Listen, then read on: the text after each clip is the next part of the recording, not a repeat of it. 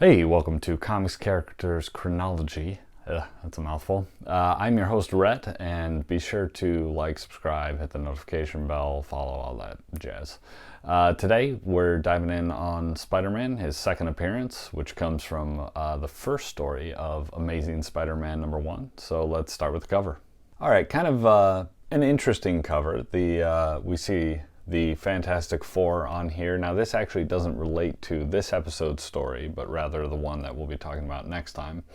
Always probably a smart move to put the FF on the cover, since they're Marvel's first family and a good way to boost sales, I suppose, on a new series. But we see Spider-Man trapped by the Fantastic Four, so obviously some mystery there. All right, let's take a quick second to review the credits on this issue. All right, for that cover, we have Jack Kirby doing the pencils, Steve Ditko doing the inks. I think probably they went with Kirby on the cover just because the FF is there. That way you get, Kirby's signature look for them and on the cover. The colors by Stan Goldberg and letters by Artie Simek.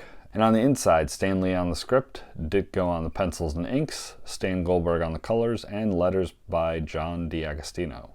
All right, for a quick story summary. We open with Peter Parker wanting to help Aunt May now that the bills are piling up after Uncle Ben has died. So Parker would like to perform as Spider-Man again, but sadly a screed of an attack by Mr. J. Jonah Jameson of the Daily Bugle basically turns public sentiment against Spider-Man. Jameson's article presents Spider-Man as a menace, while his own son and astronaut is presented as a hero. So without any more opportunities to perform, Parker ends up deciding to check out this rocket launch involving J. Jonah Jameson's son. After the rocket malfunctions, Spider-Man ends up saving young Jameson. However, his father goes on to continue to attack Spider-Man, in fact blaming him for the malfunction in the first place.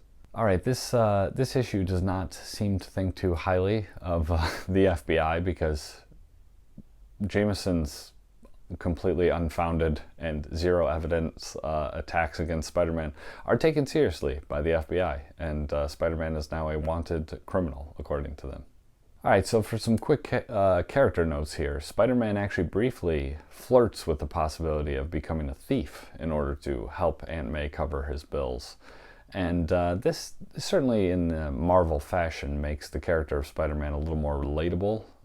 We certainly wouldn't see this out of, a DC superhero of the era. But, I mean, come on, all of us understand the temptation, Ultimately, of course, he decides he's not that type of a person, as we would hope that we all would choose in those same circumstances. But at least makes the character of Peter Parker / Spider-Man much more relatable.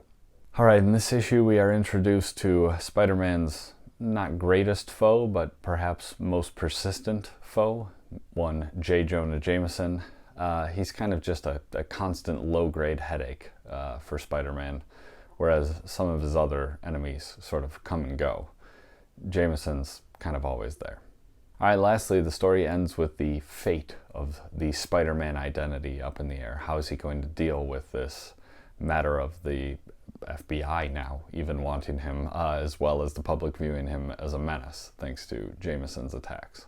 All right, lastly, this is not exactly the kind of story I think you expect when you think of Spider-Man. Seems kind of weird for his first issue. You don't picture Spider-Man jumping on runaway rockets to save astronauts. It's just, just a bit out of character, it seems, for a Spider-Man story. Yet, for his first story in his own series, this is what we get. Kind of odd. All right, that's it for this episode. Next time we'll be back to the Justice League with Brave and the Bold #29. So check us out then, and be sure to like, subscribe, notification bell, all that kind of stuff to make sure you get that episode when it comes out. Thanks.